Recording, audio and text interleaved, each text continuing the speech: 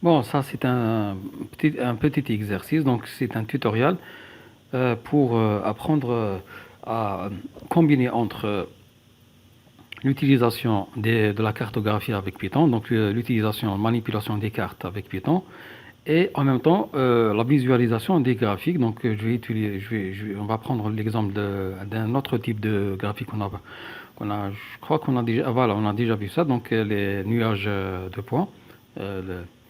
Voilà, donc les nuages de points, on a déjà vu ça dans une leçon précédente. Donc, on va le combiner avec une carte géographique. Donc, pour faire cette projection et comprendre encore plus la, la- la distribution des données pour avoir une vision encore plus précise et plus correcte de la situation. Donc, alors, on va prendre par exemple les données de l'entreprise Airbnb. Donc, ça, c'est une entreprise qui propose des logements pour vacances. Donc, la région qu'on va étudier, c'est la région de Paris. OK? Donc, bon, pour une première étape, on va commencer à créer le graphique à nuage de points de cette entreprise. Donc, on va télécharger un fichier. Ce fichier, donc, il est libre d'accès à partir de leur site web. Donc, c'est un fichier qui contient une base de données, donc toutes les informations des logements qui ont été proposés à la location à une période, je crois, en 2015. Donc, on va voir la distribution des données sur, bien sûr, un graphique à nuage de points. Mais on aimerait bien faire cette projection donc sur une carte géographique pour comprendre encore plus le graphique, le visuel ou le graphique bien sûr. Donc on va commencer par étudier la cartographie, donc manipulation des cartes avec Python. Ensuite on va combiner entre les graphiques. Bon, bien sûr, ensuite on va créer le graphique à nuage. Ensuite, on va faire la projection entre le graphique à nuage et bien sûr la carte géographique de Paris. Euh, on va commencer donc avec l'installation du module qui nous permet donc d'utiliser ce qu'on appelle les systèmes d'information géographique. Bien sûr, on va avoir besoin d'un module qui va nous permettre d'utiliser le système d'information géographique avec Python. Donc c'est Cartopy. Donc Cartopy, c'est un module, on doit le télécharger. Donc s'il n'est pas installé, on va l'installer avec par exemple l'environnement Conda, Anaconda. Donc on tape la commande Conda install Cartopy. Ensuite il va s'installer donc avec tout- tous les packages ou tous les fichiers requis. Ensuite, lorsqu'on l'installe, on va commencer à un premier exemple qui est représenter deux points sur le globe et les lier en utilisant deux distances. Donc, par exemple, on va prendre ce globe terrestre et on va utiliser deux points, l'un à Paris, l'autre à Sydney, en Australie. Donc, ensuite, on va faire le lien entre ces deux points. Donc, le lien, il y a deux types de liens. Donc, on a un lien euh, droit, plat, et on a un autre lien en sorte de 3D ou qui respecte la forme de la Terre. Alors, pour cela, donc, bon, là, j'ai déjà installé ce module, donc maintenant, je vais commencer à utiliser donc la cartographie avec manipuler les cartes avec Python. Donc, première chose à faire, bien sûr, c'est toujours configurer la carte. Ça veut dire quoi?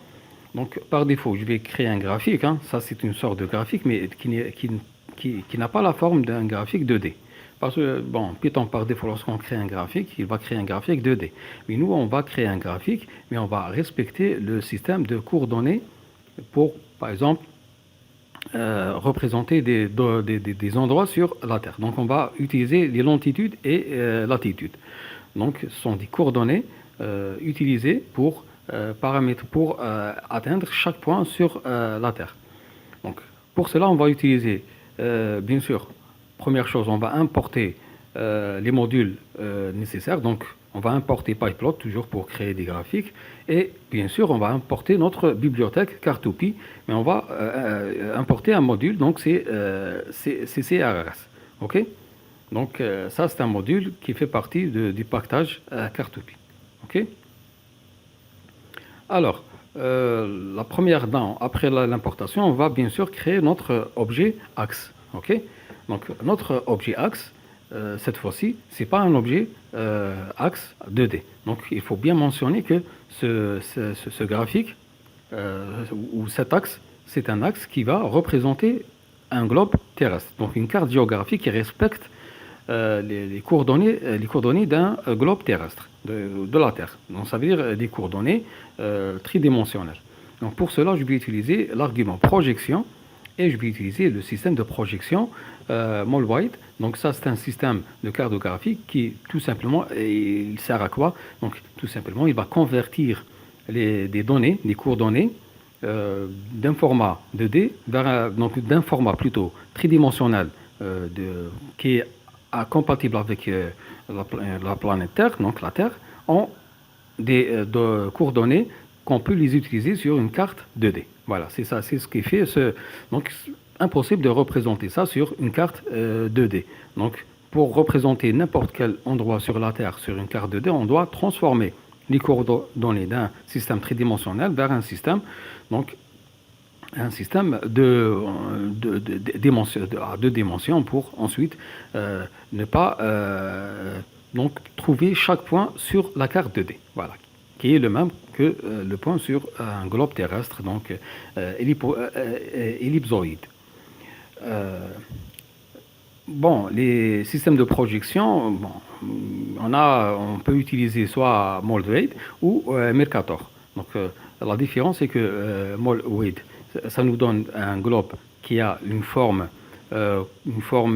ellipsoïde, ça veut dire une ellipse qui prend ensuite cette ellipse, normalement elle prend tout un axe.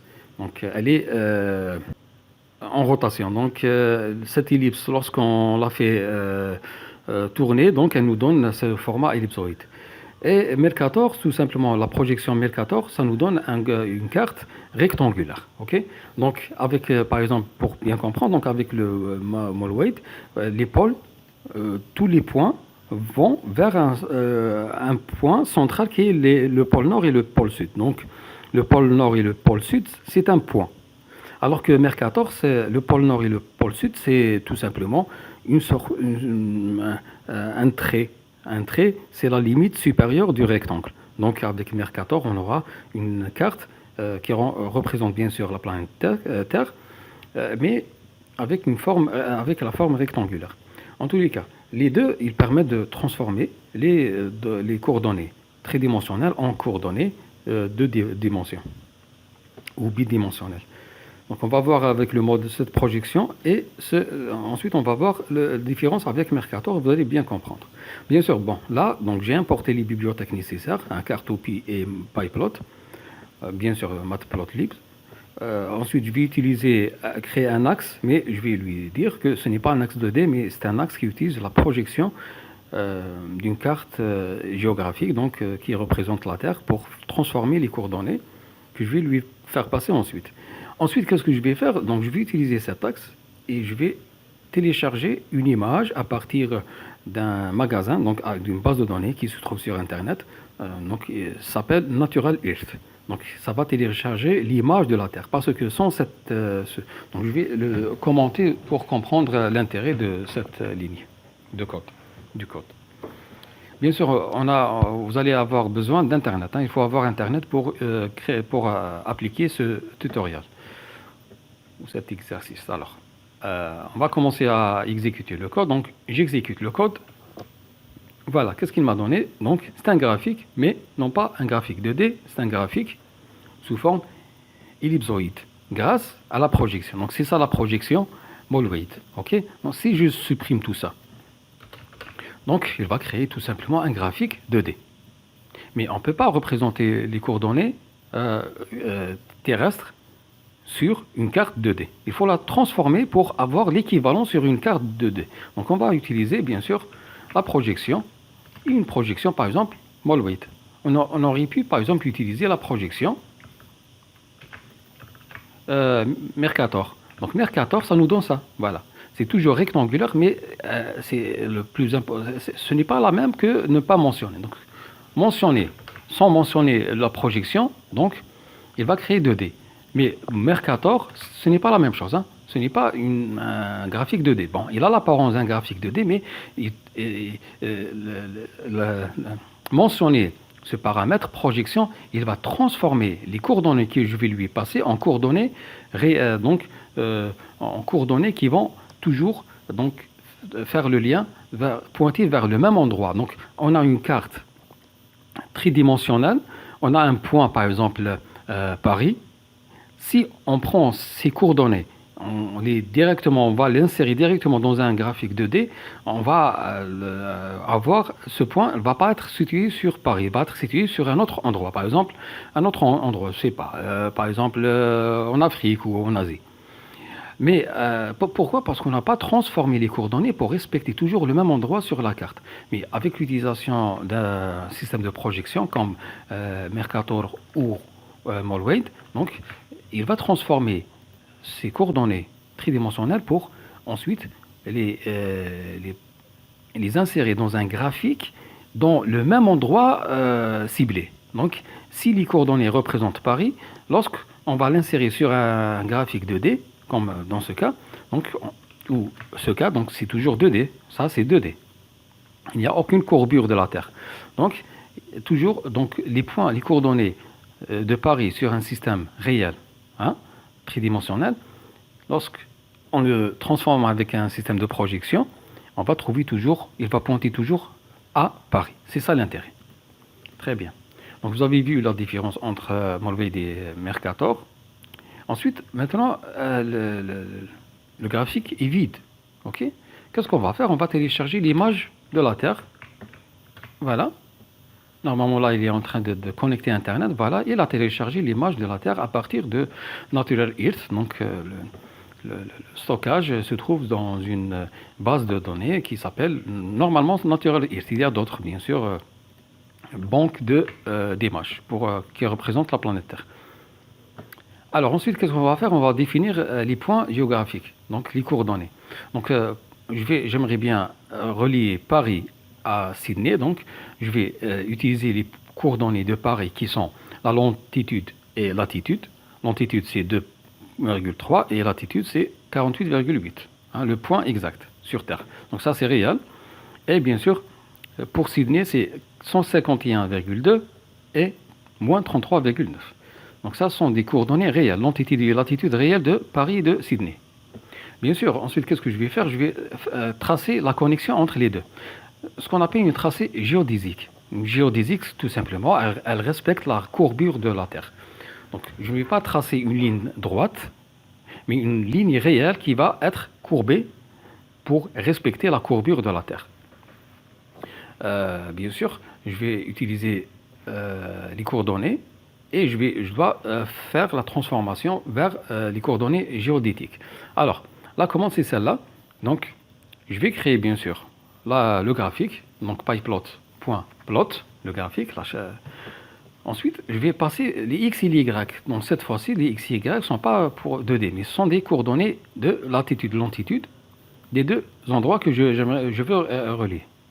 Alors, donc je vais lui faire passer longitude de Paris et longitude de Sydney. Les voici. Donc longitude de Paris, donc c'est normalement c'est 151 et longitude de Paris, longitude c'est 2,3 et longitude de Sydney c'est 151,2. Ok. Donc ça c'est le unpackaging.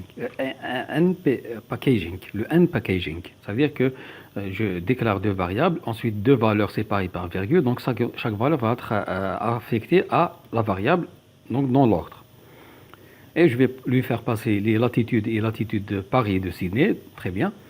Alors, ensuite, bien sûr, ça ce sont des effets. Donc, je vais choisir la couleur bleue, la largeur du trait et le style de marqueur. Marqueur, marqueur, ça veut dire les deux points. Ces deux points. Le point, il va ajouter un point à ces coordonnées sur Paris et le point sur Sydney. Voilà, c'est ça. En tout cas, c'est optionnel. C'est juste pour avoir un graphique clair. Ensuite vient l'argument le plus important, c'est ça, c'est transform. Transform, je vais utiliser bien sûr le système géodétique. Géodétique, donc qu'est-ce qu'il va faire? Il va transformer ces données que j'ai passées, non pas, donc de cette façon, Python il ne va pas considérer ça comme des nombres, juste des nombres, voilà, 2,3 ou des nombres entiers, mais plutôt des nombres flottants, mais il va les transformer en coordonnées pour ensuite les insérer dans chaque endroit précis que je veux relier. Donc si je ne fais pas transforme et j'indique le système donc le système qui transforme ces coordonnées en coordonnées 2D, donc peut-être les deux points vont être situés dans le centre en général, ok? Donc je ne vais pas avoir l'endroit exact. Donc pour cibler les endroits exacts, je dois transformer les coordonnées que j'ai passées au début. Avec bien sûr cette commande ccrs.géodétique. Donc ccrs, c'est tout simplement l'importation de Cartopy. Donc ça c'est très important, n'oubliez pas ça. Voilà, donc ensuite qu'est-ce que je vais faire? Bien sûr, je vais exécuter ce code. Ah bon, j'ai une erreur, ParisLent is not definite. Pourquoi? ParisLent, Paris... Ah là, j'ai pas exécuté ce code. Hein. Donc je dois exécuter cette partie. Ensuite, j'exécute cette partie pour qu'il comprenne que ça... Voilà, très bien. Et voilà donc, le résultat. On n'a pas encore terminé, bien sûr, mais il a ajouté les deux points. Donc ça, c'est marqueur. Et bien sûr, il a fait le lien, mais non pas direct. Un trait qui respecte la courbure de la Terre. C'est ça, c'est grâce au système géodétique. Maintenant, qu'est-ce qu'on va faire? On va créer un lien direct qui ne va pas respecter la courbure de la Terre, la forme de la Terre, mais il va respecter le plan sur lequel je suis en train de dessiner. Donc, un trait direct entre Sydney et Paris. Donc, je vais utiliser un autre système. Donc, c'est le système plate carré. Donc, c'est plaque carrée. Hein. Donc, je vais utiliser ce système pour transformer les coordonnées que je vais passer, toujours les mêmes, au graphique. Bien sûr, la couleur, je vais la changer en gris et le style, je vais le changer pour faire la différence. Donc maintenant, il va transformer les points, il va faire le lien en respectant pas la courbure, la forme de la Terre. Donc j'utilise plate carré. Donc j'exécute. Voilà. Donc vous voyez la différence. Donc ça, c'est un trait direct entre Sydney et Paris. Ensuite, je vais ajouter le texte de ce texte-là. Je vais ajouter tout seulement Paris et Sydney pour pouvoir comprendre les deux points. Donc je vais utiliser cette commande. Donc pour Paris, je vais passer cette commande. Donc je vais utiliser bien sûr la fonction texte, la méthode texte de PyPlot. On a déjà vu ça, section précédente. Donc je vais choisir, bien sûr, Paris-Lent.-3. Donc, n'oubliez pas, Paris-Lent, c'est cette variable. Paris-Lent, c'est ça. C'est 2,3. Moins 3. Pourquoi? Pour décaler la position du texte. Je ne vais pas le mettre sur la longitude de Paris, sinon il va écraser le point. Donc, je vais le décaler, donc je vais moins 3 pour les longitudes. Et latitude, je vais faire la même chose. Donc, je vais... Voilà, donc je vais le placer, donc Paris, le mot Paris, je vais le placer à Paris longitude moins 3 et Paris latitude moins 12, c'est juste pour ne pas écraser le point ciblé. Ensuite, bon, ça c'est horizontal alignement right, ça veut dire je vais le placer horizontalement à droite. Tout ça c'est pour juste positionner le texte, mais le plus important c'est ça. Donc je dois lui informer à Python que ces valeurs, ce ne sont pas des valeurs normaux, mais il doit les convertir bien sûr, en coordonnées, longitude et latitude qui représentent vraiment l'endroit exact de Paris. La même chose avec Sydney. Donc, j'exécute le code. Bien sûr, il ne va rien faire. Voilà. Donc, voilà. Il va afficher juste le texte. Voilà. Donc, ils sont positionnés là où j'aimerais bien les positionner. C'est longitude de Paris moins 3 pour le décaler de Paris, pour ne pas écraser le point, et latitude moins 12. Voilà. Même chose pour Sydney. Alors maintenant, je vais appliquer le code en globalité. Donc, et ça me donne ce résultat. Voilà. Donc ça, c'est le lien en respectant la courbure. OK? Et ça, c'est le lien en ne pas respectant la courbure de la Terre grâce au système géodétique et plate carré. Et bien sûr, il faut toujours utiliser si j'utilise par exemple Mercator,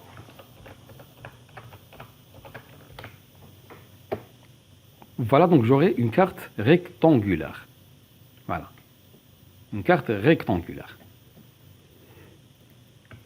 Donc ça, c'est le chemin réel, par exemple, qu'un avion prend pour aller directement de Sydney à Paris. Ça, c'est le chemin réel. Ça veut dire qu'il va respecter la courbure de la Terre. Et ça, c'est un chemin qui n'est pas réel, juste pour voir la distance en 2D entre Sydney et Paris. Donc, impossible. Donc, pour vraiment aller de Sydney à Paris, un sens direct, il faut creuser dans la Terre pour aller tout droit. Ici, les gens ne croient pas que la Terre est ronde, mais plate, donc ça, c'est leur problème. Alors, très bien. Maintenant, bon, un résumé pour ce code. Donc, ce script met en évidence la différence entre la trajectoire réaliste, en bleu, et une ligne droite simplifiée, donc le tiret en gris, lorsque l'on trace une connexion entre deux points très éloignés sur une carte du monde. Et bien sûr, là, on a vu comment utiliser la bibliothèque Math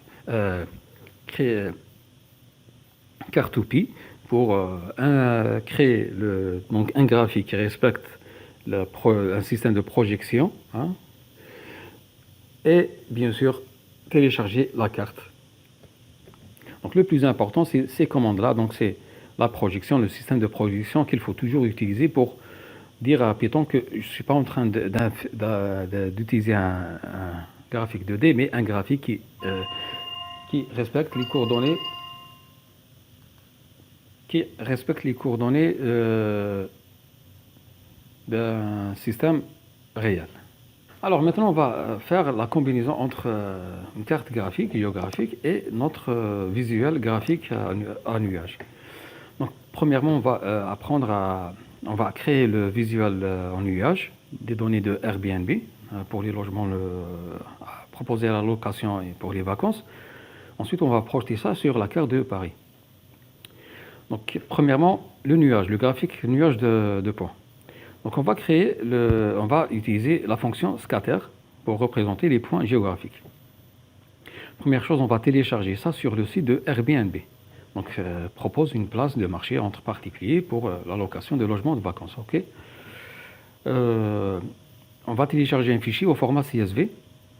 Et voici le lien. Donc, je clique sur le lien. Donc, ça va nous mener directement au site de Airbnb. Et je vais chercher, par exemple, Paris. Voilà, je vais faire une recherche de Paris. Voilà.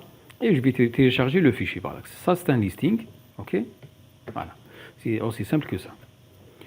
Donc, après le téléchargement, je l'ai décompressé et voilà, je l'ai mis ici. Donc ça, c'est un fichier CSV. Il s'ouvre par défaut avec Excel. Si on essaie de l'ouvrir, donc il pèse 165 mégaoctets, donc quand même. Il contient plusieurs lignes. Voilà. Alors, moi, je ne vais pas l'ouvrir. Je vais l'importer dans Python pour ensuite créer un data frame. Donc, je dois importer Panda. Ensuite, je vais créer le data frame dans une variable. La variable, je vais lui donner le nom de listing. Égal, bien sûr, la fonction read CSV pour lire un fichier CSV. Ok. Le chemin du fichier, il se trouve dans ./listing, ça veut dire il se trouve dans le dossier listing.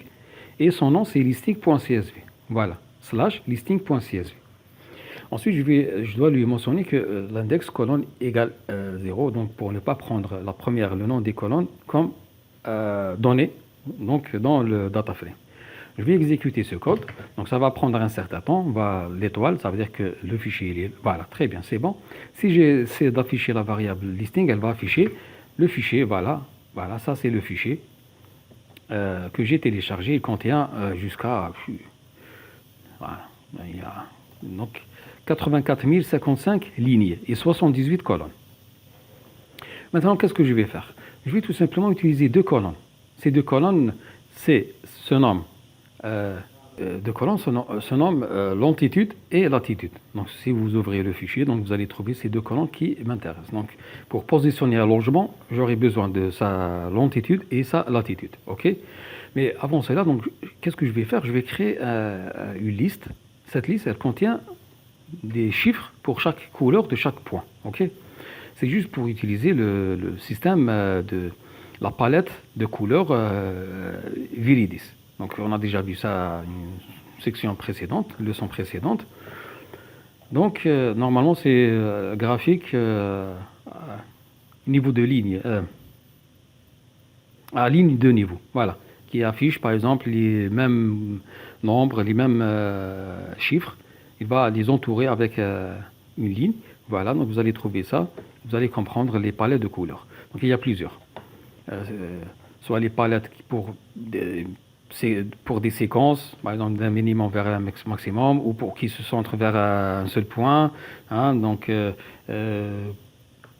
ou des palettes pour des catégories, pour catégoriser des données discrètes, je crois. Donc vous allez voir ça dans cette leçon. Ensuite, donc là, j'ai créé la liste des couleurs. La liste des couleurs, donc, je vais la générer avec NP range. Donc, il va commencer par 0. Il va atteindre, sa limite, c'est la taille de listing, c'est notre data frame. Et l'amplitude, c'est la colonne. Donc, la taille de la colonne, l'amplitude. Normalement, c'est la taille du tableau. Donc, c'est 84 055 lignes. Bon, sans l'entête. Donc, pour ne pas directement pour afficher la limite de la liste couleur, donc arrange commence par 0, mais la fin elle termine à d'après la longueur de la ligne. Ok. Je vais créer une figure, je vais lui donner la taille 15,7. Ok. Elle va être un petit peu voilà, un petit peu grande pour bien la visualiser le graphique. Ensuite, je vais faire appel à la fonction scatter qui va afficher un graphique sous forme de nuage, de points. Je lui passe les données de longitude du listing, les données de latitude du listing, voilà, de notre data frame. Et bien sûr, S égale 5, ça c'est la taille des points. Et C égale color, donc la couleur, les nombres pour chaque couleur, il va les trouver dans la variable color que j'ai créée. Et bien sûr, je vais utiliser cmap égale virdis. Bon, je vais les axes, souvenez-vous, axes c'est pour, on l'a déjà utilisé pour spécifier, pour paramétrer le début de l'axe des x et la fin de l'axe des x et le début de l'axe des y et la fin de l'axe des y. Mais cette fois-ci, je ne vais pas afficher l'axe des x et des y, donc je vais utiliser axis entre parenthèses off.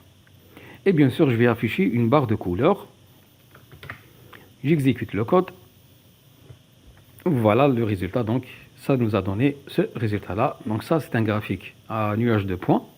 Ça, ce sont les points. Et chaque point représente un logement proposé à la location ou loué. Voilà. Tout ça, chaque point représente un logement proposé à la location de l'entreprise Airbnb. Et bien sûr, ça, normalement, c'est la région de Paris. Mais est-ce que vous voyez Paris? Non. Alors, le plus important, c'est ça donc.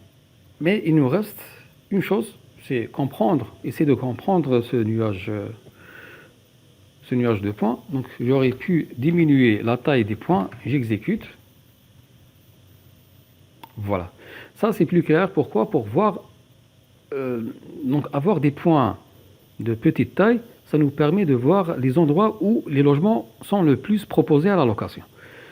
Donc vous remarquez ici que normalement ça c'est Paris, ça c'est le nord, le sud, l'est et l'ouest.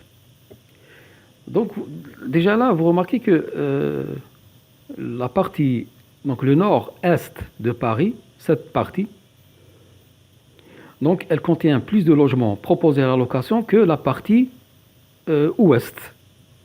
Donc la partie est et surtout nord-est propose des locations, plus de locations, donc il y a plus de logements à louer que la partie ouest, sud-ouest. Voilà. Donc cette partie est plus condensée que celle-là. Déjà ça c'est une première analyse, une première constatation.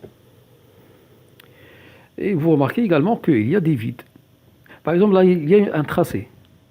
Là il y a un tracé. Le vide. Alors, pourquoi? Bon, logiquement, soit c'est une route, une autoroute, ok?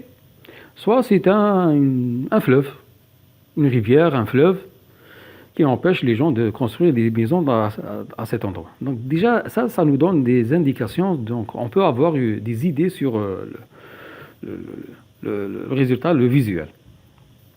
On va comprendre tout ça lorsqu'on va projeter ce graphique de nuages de points sur une carte de Paris. Une carte géographique de Paris, vous allez comprendre pourquoi il y a ce vide-là. Alors, qu'est-ce qu'on va faire? On va visualiser les données, on va faire la projection. Donc, on va projeter ce graphique, ce visuel, sur une carte géographique, mais avec des données issues de OpenStreetMap. Donc, OpenStreetMap, c'est quoi? C'est comme Google Maps. C'est une base de données qui contient ce qu'on appelle les tuiles. Les tuiles sont des petits morceaux, et chaque morceau représente une partie de la carte de la Terre. Donc vous pouvez, vous pouvez imaginer que la carte géographique de toute la planète Terre, donc la carte de la Terre, elle n'est pas proposée directement à l'utilisation. Chaque partie, cette carte de la Terre, elle est divisée en plusieurs morceaux. C'est comme un puzzle, ce qu'on appelle les tuiles. Et chaque tuile, vous pouvez la télécharger lorsqu'on va utiliser le système, donc les données à partir de OpenStreetMap, on va télécharger chaque puzzle individuel. Ensuite, le Python, il va rassembler tout ça pour nous donner une carte géographique de l'endroit qu'on veut afficher. C'est ça. Donc, on doit dire à Python qu'on va utiliser le système de OpenStreetMap. Okay? Donc, on va télécharger la carte à partir de OpenStreetMap. Donc, on a toujours besoin d'Internet.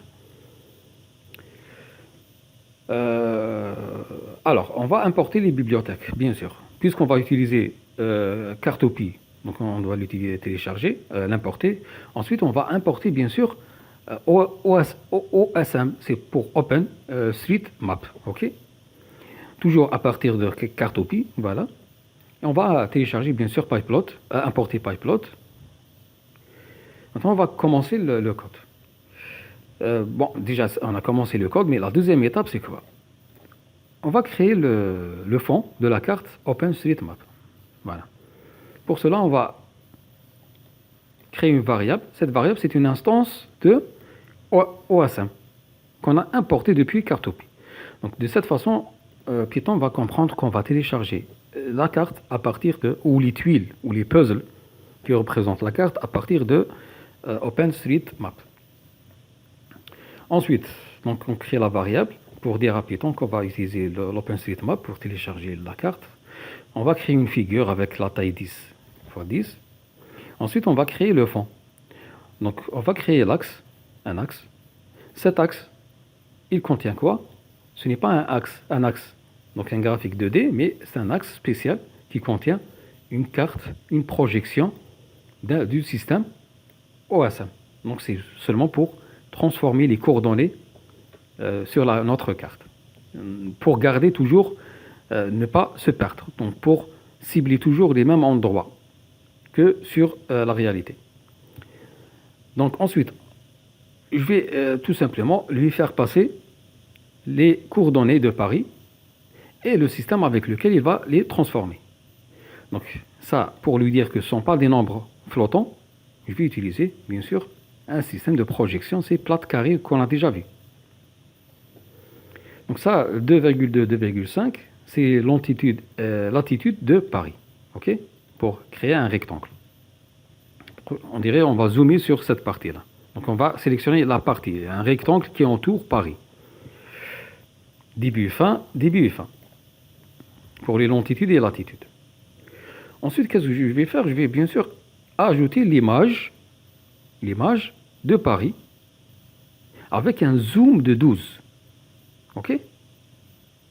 Donc plus ce nombre est petit, plus on s'éloigne de la carte, plus ce nombre est grand, plus on se rapproche de la carte. Ça, c'est le zoom.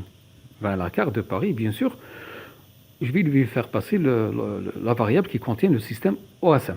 Voilà, pour lui dire que l'image, il doit la télécharger à partir d'OpenStreetMap avec un zoom de 12. Ok? Maintenant, on va ajouter les données Airbnb. Donc, on va utiliser tout simplement un graphique de type scatter, donc nuage à point. Donc, je vais lui faire passer les x, y qui sont longitude, latitude. Il va les extraire à partir du listing. Donc, les datas, il va les trouver dans le listing. Les colonnes longitude, latitude. La taille des points, c'est 1. Et transforme, bien sûr, ça c'est très important, pour transformer les valeurs de longitude et de latitude en données, en coordonnées 2D, pour que toujours ils pointent vers le même endroit. Et bien sûr, l'alpha égale point 1, c'est juste pour ne pas cacher la carte géographique de Paris qui se trouve derrière les points, le nuage de points. Alors, je vais exécuter le code en globalité. Donc, je vous ai expliqué chaque partie. Maintenant, je vais exécuter le code en globalité. Là, bon, il m'a affiché la colonne des latitudes, longitudes. Ça, ce sont les longitudes et les latitudes. Et voici le résultat le plus important, c'est ça. Donc, le graphique, voilà, les points en bleu, ça, c'est celui-là qu'on a déjà créé. Voilà. Donc, vous remarquez que ça, c'est Paris, le centre de Paris, la forme du centre de Paris. Voilà. Si j'ouvre par exemple Google Maps, voilà, c'est cet endroit. Donc les points sont éparpillés sur cette limite. Voilà. OK? Et vous remarquez que là, le vide, ça veut dire ça, c'est quoi? Donc si on voit avec Google Maps, ça c'est le fleuve de la Seine. Ça c'est le fleuve de la Seine. C'est pour cette raison que on a ce vide. Donc on ne peut pas construire des maisons sur le fleuve. Donc voilà, c'est cohérent. OK? Donc on va prendre par exemple ce point, cette longitude 2,31 et cette latitude 48,3. Vous allez la trouver sur un de ces points. C'est pas haut, mais vous allez le trouver sur un de ces points. OK? Donc chaque longitude, latitude, donc la ligne, l'idée, 31,09, 31,09. C'est le même point. Ça, la longitude et sa latitude. Donc, il est parmi ces points-là. La même chose avec les autres, donc pour cette raison qu'on a. Et vous remarquez que cet endroit, elle est plus dense que cet endroit. Donc, on dirait le nord de la Seine, il y a plus de logements à louer que le sud, donc le nord-est de la Seine, il y a plein de logements à louer que le sud-ouest de la Seine. Et la Seine, elle est là. OK? Bon, la Seine, elle n'est pas directe, mais elle est là. Elle prend un grand virage. En tous les cas, vous allez... Ça, pour essayer de comprendre pourquoi. Donc, il y a des raisons pour que ces logements sont plus abordables que... Normalement, la Tour Eiffel, elle est là. Ah, peut-être, je sais pas. Ouais. Voilà, le musée d'Orsay. Très bien, donc il y a une explication. Donc, on peut comprendre que il y a plein d'endroits touristiques ici que ici. OK? Par exemple, la place de la Bastille, on a le musée d'Orsay, on a le parc de Belleville, on a le palais Garnier. Donc il y a plein d'endroits, le château de Vincennes. Il y a plein d'endroits touristiques dans cette partie que celle-là. Voilà. Là, il y a le stade de Roland-Garros. Mais quand même, c'est moins fréquent. Donc c'est pour cette raison que peut-être il y a plus de logements à louer ici parce qu'ils sont plus proches des endroits touristiques que cette partie. Et bien sûr, si on remarque la Tour Eiffel, dans la map, il y a toujours... Voilà. Donc cette partie-là, elle est dense parce qu'elle est plus proche de la Tour Eiffel. Voilà. Très bien. Alors, maintenant, on va visualiser la même chose, donc le visuel nuage de points, avec cette fois-ci, non pas avec le OpenStreetMap, mais avec Google Maps. Le code à écrire, donc toujours on va importer, mais cette fois je vais importer Google Tile. Donc il va comprendre quand je vais utiliser les tuiles de Google, donc les puzzles, pour reconstituer la carte graphique. Donc je vais utiliser les données à partir de Google Maps. Et bien sûr, toujours Cartopie et PyPlot. la figure, voilà la variable qui utilise cette fois-ci Google Tiles, et non pas OMS, donc OSM, donc plutôt OpenStreetMap, OSM, voilà. Je vais créer une variable, c'est l'axe. L'axe, il va utiliser la projection de Google, voilà, pour transformer les coordonnées. Donc les latitudes et les longitudes. Ensuite, je vais lui faire passer les longitudes et latitudes de Paris. Donc, ensuite, grâce à cette commande, il va transformer ces données en coordonnées. Donc, pour ne pas perdre l'endroit ciblé. Donc, on va ajouter l'image et le zoom, bien sûr, add image à partir de Google et avec le zoom 12. Et ensuite, je vais créer le graphique, le nuage de points, toujours à partir de notre listing de Airbnb. Et bien sûr, je dois toujours transformer ces longitudes de latitude avec, cette fois-ci, géodétique et non pas carré. Voilà, voilà, et non pas plate carré. Donc ça, il va respecter la courbure de la Terre. Donc j'exécute. Ok, ça va nous donner la même chose. Voilà, ça va nous donner la même chose. Donc cette carte, elle est issue de Google Maps. Voilà, avec les données. Donc voilà.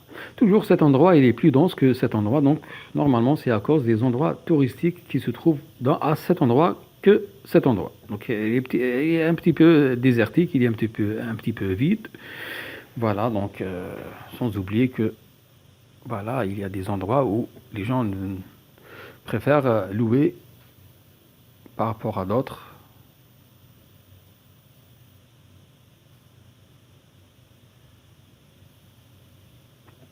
Voilà. Donc on a vu comment combiner entre un visuel, donc un graphique, avec créé à partir de Matplotlib et l'utilisation des cartes avec carte outil et combiner entre les deux pour avoir un visuel, un graphique plus clair,